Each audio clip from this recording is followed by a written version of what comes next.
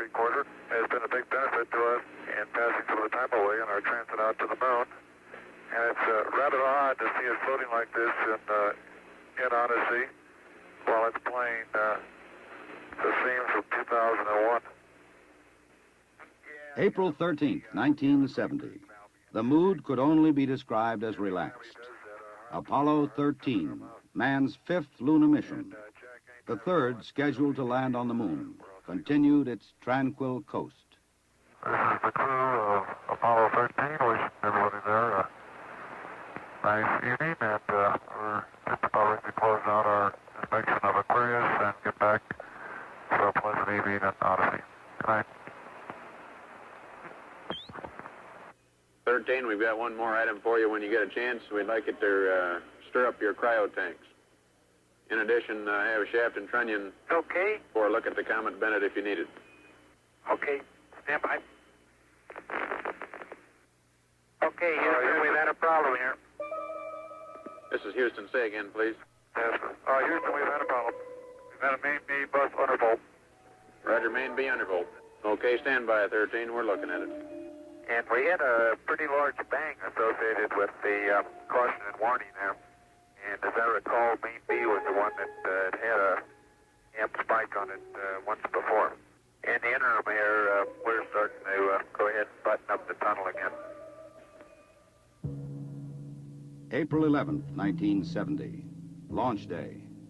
The crew of Apollo 13. Jim Lovell, commander and veteran of 3 previous missions.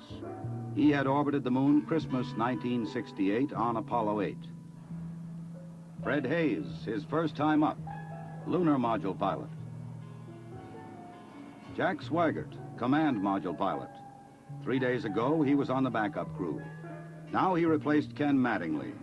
Mattingly had been dropped from the mission because he had been exposed to German measles. He would watch the launch from Houston's mission control. Auto sequence initiated, flight. Roger. Flight booster. Go. S4B pre-press complete. Roger. Flight booster. S1C pre-press complete. We're on internal power and we're go. Roger. How's it look, Econ? You got your space? Looks good, flight. Okay. MCC record us to flight speed. Ignition, flight. Roger.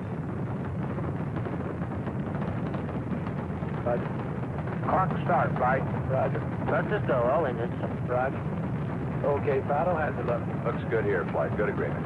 Okay, Booster, how do you look? S1C looks good, flight. Okay, Capcom, we go, you understand? Okay, we go at 1, Capcom. Get relieving, flight. Roger.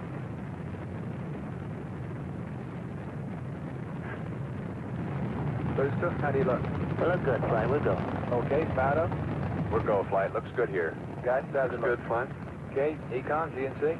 Looks good, flight. Looks good, flight. Okay, Sergeant. It looks fine. Through max fuel and we're go, flight. Roger, Booster. And go for staging, Capcom. Confirming board out, flight. Roger.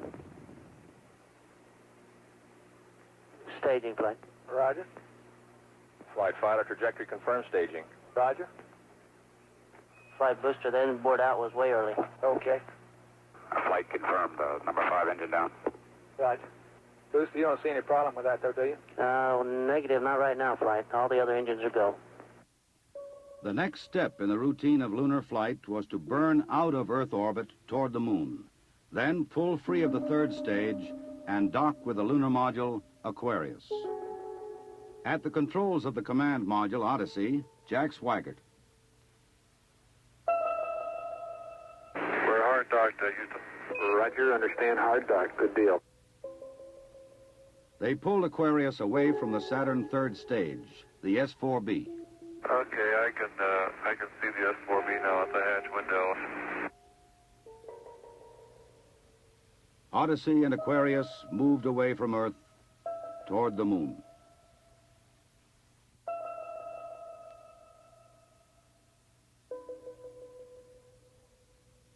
Okay, Houston, we've had a problem here. 5 guidance. Go, guidance. We've had a hardware restart. I don't know what it was. Okay. Houston, we've had a problem. We've had a main B bus undervolt. You see an AC bus undervolt there, guidance? Or Ecom? Negative, flight. Believe the crew reported it. We got a main B undervolt. We may have had an instrumentation problem, flight. Roger. And we had a pretty large bang associated with the caution and warning there. The sensation I had, that I had felt a vibration accompanying the bang, not a large vibration or shudder. Is there any kind of leads we can give them? Are we looking at instrumentation? Or we got a real problem or what? We're reading 0 N2 pressure in fuel cell 1 and 13 psi on fuel cell 3 O2 pressure. Okay, Barrett, what do you want to do? Open circuit fuel cell 1 and 3? That's firm flight. Shut down the reactance valve, and I asked for a reconfirmation, since when you do that, it's sort of irreversible. If you shut one of these things down, they only can be restarted from ground support equipment. Yeah, that's because of AC. And it looks to me, looking out the hatch, that we are venting something. We are venting something out into space. Okay, let's everybody think of the kind of things we'd be venting. GNC, you got anything that looks abnormal in your system? Negative flight. How about you, Ecom? You see anything that, with the instrumentation you got, that could be venting? That's firm flight. Let me look at the system flight as far as the venting is concerned. Okay, let's start scanning. Here is a bulletin from ABC News. The Apollo 13 spacecraft has had a serious power supply malfunction that could cause the lunar landing mission to be terminated early. I assume you've called in your backup Ecoms? Flight, say again? Have you called in your backup Ecoms now? See if we can get some more brain power in this We thing? got one here. Roger. At the moment, the astronauts are continuing to try to isolate their trouble. A late report says the spacecraft now is operating on battery power alone.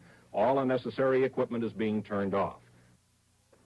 Okay, now let's everybody keep cool. We got the LEM still attached. The LEM spacecraft's good, so if we need to get back home, we got a LEM to do a good portion of it with.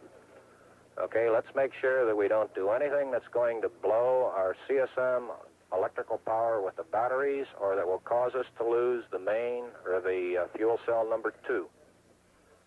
Okay, we want to keep the O2 and that kind of stuff working. We'd like to have RCS, but we got the command module system, so we're in good shape if we need to get home. Let's solve the problem, but let's not make it any worse by guessing. My concern was increasing all the time. It went from, I wonder what this is going to do to the landing, to I wonder if we can get back home again. Okay, I'm coming back to you. Flight. Go ahead. I think the best thing we can do right now is start a power down. Right about then, it was quite apparent to me that it was just a question of time that the command module was going to be dead. You don't want to get fuel cell pumps off, do you? We can do that on fuel cell number 1 flight. Okay, well, let's make sure we don't blow the whole mission. The thing that concerns me is throwing equipment. We had a problem. We don't know the cause of the problem. Flight, I've got a feeling we've lost 2 fuel cells. I hate to put it that way, but I don't know why we've lost them. It doesn't all tag up. Network from Flight. Flight network. Bring me up another computer in the RTCC, will you? We got one machine on the RTCC, and we got dual CPs downstairs. Okay, I want another machine up in the RTCC, and I want a bunch of guys capable of running D-logs down there. Roger that. What all this means is only speculation at this point. First, though there has been some tumbling or rotation of the spacecraft, the astronauts do not appear to be in any immediate danger. I'll tell you what, GNC, can you get somebody in the back room to try to figure out what the equivalent delta V is we're getting, so that we can see if we can backtrack to see if we can figure out what's venting. Roger, we'll give it a try, Flight. Okay? When I looked up and saw both oxygen pressures, one absolutely 0 and the other one going down, it dawned on me, and I'm sure Jack and Fred about the same time, that we were indeed in serious trouble. The only way to survive the situation was to transfer to the LEM. Flight Econ. Go ahead, Econ. The pressure in O2 tank 1 is all the way down to 297. We better think about getting in the LEM or using the LEM systems. I'd say this is as serious a situation as we have ever had in manned spaceflight. We've always called the LEM a good lifeboat under those circumstances. If at any time in the mission, however, the LEM had separated and we had gotten ourselves into a rendezvous situation, or the command module being around the moon, then what you state is absolutely true. It would be a fatal situation. Tell me you from Flight. Go ahead, Flight. I want you to get some guys figuring out minimum power in the LEM to sustain life. The accident had occurred 200,000 miles from Earth. Lovell, Swigert, and Hayes rode in the lunar module attached to a lifeless command module. Apollo 13 had started as a mission of scientific exploration. It was now a matter of survival. Since the command module was dead, except for the oxygen and power hoarded for re-entry, the guidance platform of Aquarius, designed to land on and take off from the moon, would have to be used.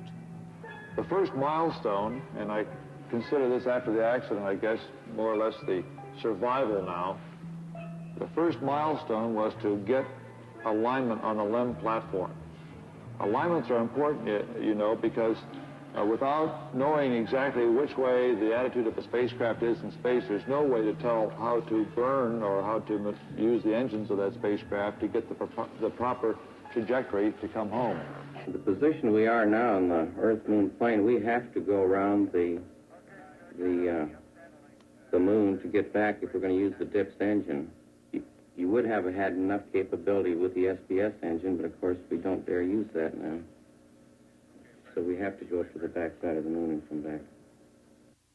To get into the correct orbit around the moon, the crew had burned out of a trajectory that would automatically bring them back to Earth. They would have to get back onto a safe course toward Earth. He needs to put his throttle to min also, Flight. Throttle to min? Yes, he's at 29% now, roughly.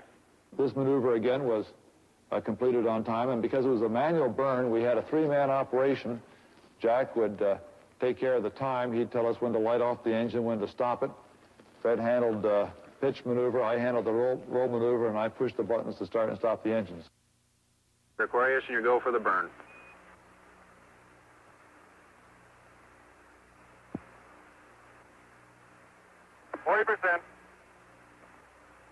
Okay, Aquarius, you're looking good. Auto shutdown. The first problem was solved. They were back on the path to Earth. But there were many other problems to be solved. From a building at Houston's Manned Spacecraft Center, systems experts coordinated the coast-to-coast effort to get the crew back. One of the big problems was consumables. There would be enough to eat and drink. But in space, there are other factors. Oxygen to breathe, electrical power to keep the spacecraft alive, water to cool the equipment and keep it operating. What we'll be doing till we get them back on the water is concentrating on everything that is their lives are dependent upon at the moment, rather than worrying about the accident, because there's nothing we can do about that now. It appears at the present time that everything is under control and that we have a safe situation at the moment. Hey, I want to say you guys are doing real good work. So are you guys, Jack. We are about 70 hours from home, and we think we have the situation in control. We've projected the consumables as I've described, and we have a plan for carrying out the rest of the mission, but there's going to be no relaxation at all as far as that goes from now until splash. There was a key decision to be made before Apollo 13 went behind the moon. Where to bring them down. Their present course would take them to the Indian Ocean, where recovery would be difficult. A burn to bring them home quicker would take them to the Pacific Ocean near the recovery forces. Bringing them home even faster would place them in the South Atlantic, again away from recovery forces. It was decided to take them to the Pacific. We've run these simulators both here and at the Cape and at the contractors that continuously ever since last night. We've tried to simulate virtually everything that we've had the crew to do that is non-normal that they've done, and we've proven most everything that we've been able to run on the simulator prior to passing it up to them. There may be some details we haven't done, but at least we've checked the feasibility of everything we've done, and we'll continue to do that. They passed 137 miles from the moon. For Lovell, it was the second time that he had seen the moon so near. But there was no time for contemplation. There was another critical burn coming. Okay, look, let's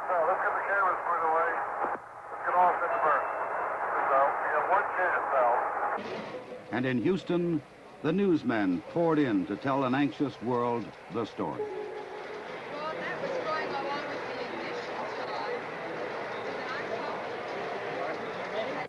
Shortly after Apollo 13 had separated from the Saturn third stage, the stage had been sent onto a trajectory toward the moon.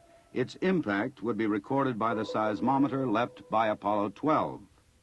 By the way, Aquarius, we see the results now from 12's seismometer.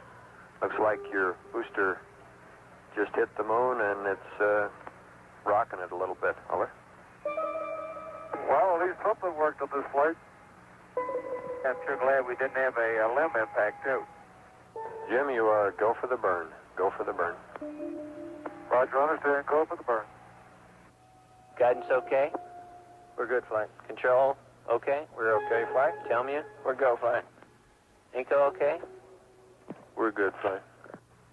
Ground confirms ignition. We're burning 40%. West Houston, you're looking good. Roger. Shut down. Roger, shut down. I say that was a good burn. Roger, now we want to power down as soon as possible. Understand. To conserve the electric power and cooling water, the crew shut down all but the vital, life-sustaining systems of the LEM. I think the LEM spacecraft's in excellent shape, and I think it's fully capable of getting the crew back. I think, as we have found before, every time we've put the LEM spacecraft to a test, it's always done much more than it was guaranteed to do, and I think this is a good case in point. Conserve the consumables, cooling water, electric power. The LEM water gun was leaking, and we shut that off. I guess it leaked about a quart of water, I would estimate. But it took me about 2 days to get my feet dry, and of course, I think you were all aware that the temperatures were going down in both vehicles, and it's made for very chilly feet for a couple days.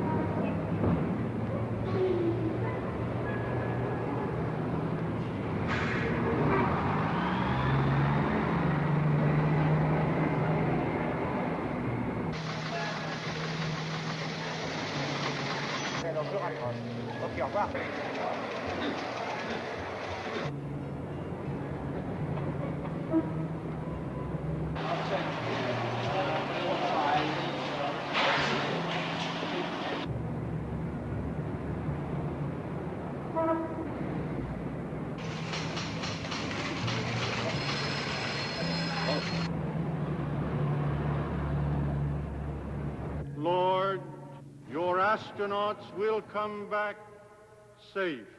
If I may be serious for one moment and ask the entire audience for a moment of prayer for the crewmen of the Apollo 13. We'll hold silence for a moment, please.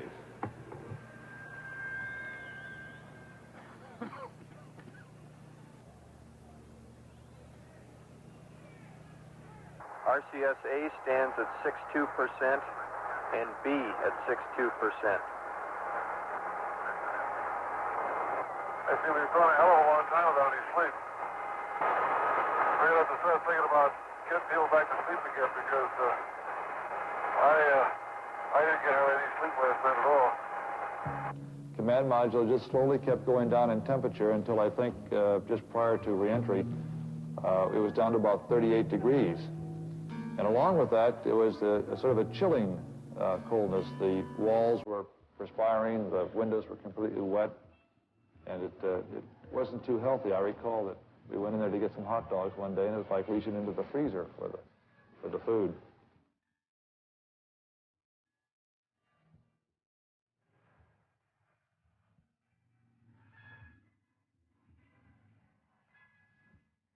If you want my opinion of how they handled the situation when it happened, they handled it exactly like we'd expect them to. They were about as well on top of it as anybody could be, knowing what we knew, which isn't very much, I'll have to admit. but I think they did everything right within the knowledge that was available to us in a timely fashion, which is what all we expect of them. I think they did a beautiful job of it. We actually had a third little sleep restraint, which Fred then put on and buttoned up and kept a little bit warm. The astronauts faced another problem, their own exhaled breath.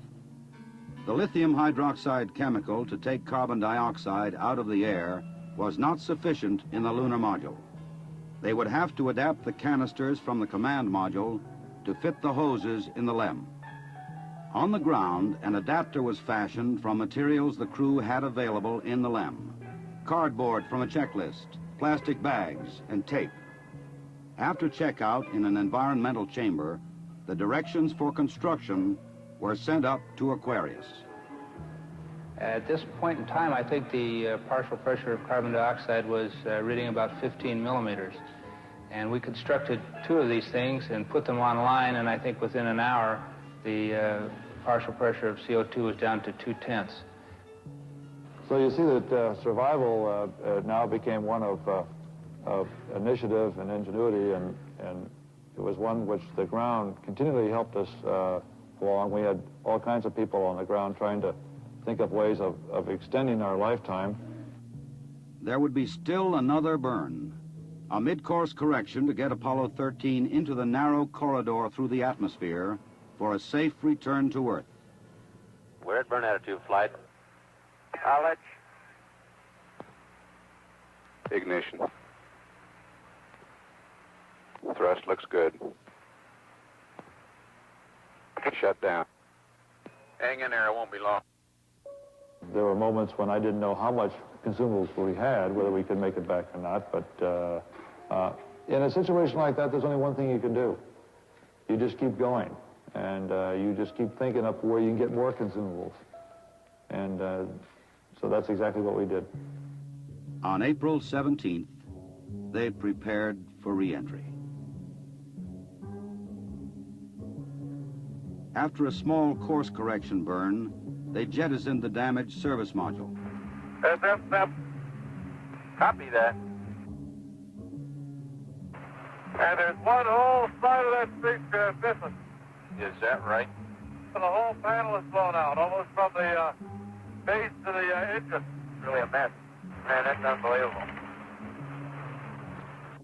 Next, they got back into Odyssey to jettison Aquarius prior to entry into the atmosphere. Let's jettison. Okay, copy that.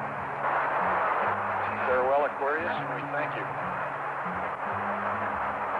Okay, LOS in a minute or a minute and a half. At entry attitude, we'd like Omni Charlie. And welcome home. Thank you.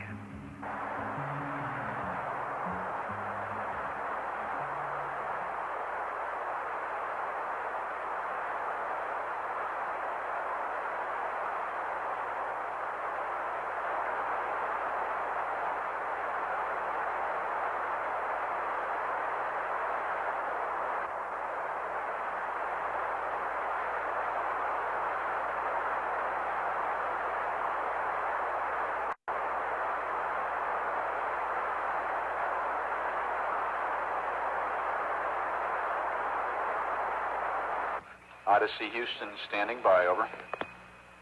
Okay, go over.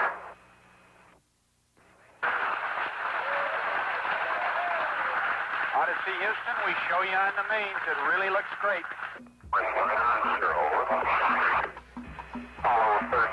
Apollo 13, this is recovery, over.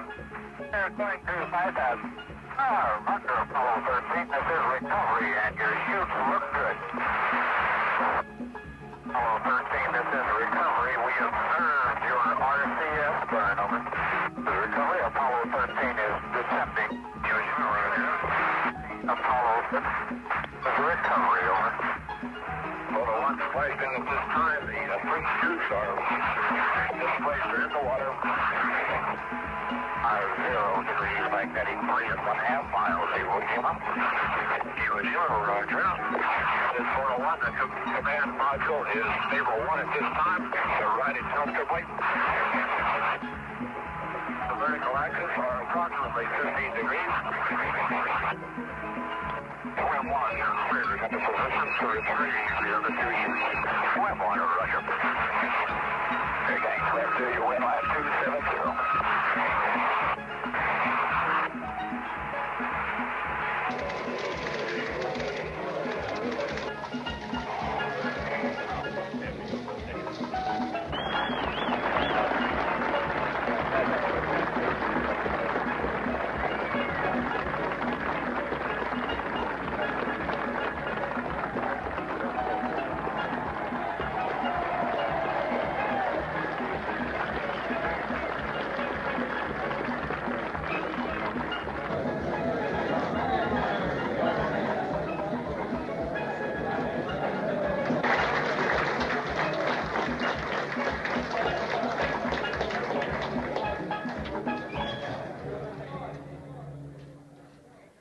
I recall, Captain, that when I spoke to you on the phone, you said that you regretted that you were unable to complete your mission.